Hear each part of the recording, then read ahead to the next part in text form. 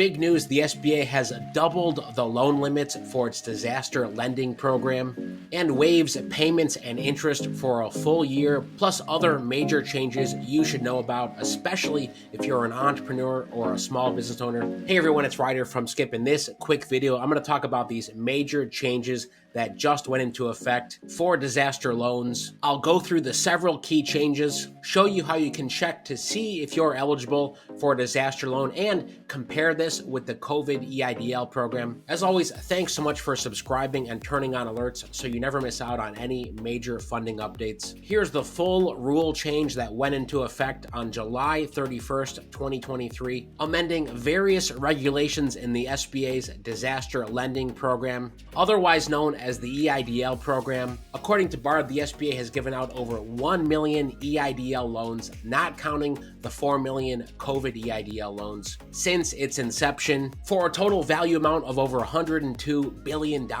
So if you go after any disaster loan in the future, these rules will apply for you. For the first time in nearly 30 years, accounting for decades of inflation and rising construction costs, SBA is more than doubling the caps for its home disaster loan program. Increasing loan limits ensures that communities across America have access to sufficient funding to help them rebuild homes, replace personal property, and reopen businesses when disasters strike. I'll get right to the key changes. There's an increase in loan limits for primary residents from $200,000 to $500,000. There's an increase in loan limits for personal property from $40K to $100K. There's an increase in the initial payment deferment period, increasing from 5 months to 12 months. And there's no interest accrual for those first 12 months. Finally, SBA is clarifying collateral requirements that are required and reducing documents required to request reconsideration. Many of you know all too well about the SBA reconsideration process. Perhaps you had to go through it several times with the COVID EIDL program, especially as loan limits increased from $150K to $500K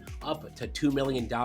And I want to talk about the key differences there between the COVID EIDL and the regular EIDL disaster program. But just to say, if you want to learn more about these changes, especially given the major SBA 7A news from last week, SBA 7A loans are getting faster and easier. We often have webinars about these topics. You can log into the Skip dashboard and register for upcoming webinars. Or if you don't care about webinars and you just want to go after and apply for funding, you can find out all these funding options and more on the Skip dashboard. And we have dozens of grants available, including our monthly $1,000 grants, which you can enter in a few seconds. Those links are all in the description. So how do you know if you're eligible for a declared disaster? Well, the SBA announces declared disasters on their website. Here's the latest list showing disasters in Idaho, New York, Oklahoma, Vermont, Pennsylvania, Texas, etc. You can read about the incident period, and see if this applies to you, and of course, if you've been affected by the declared disaster. So these disaster loans may not apply to you today, but they may in the future. So that's why it's important for you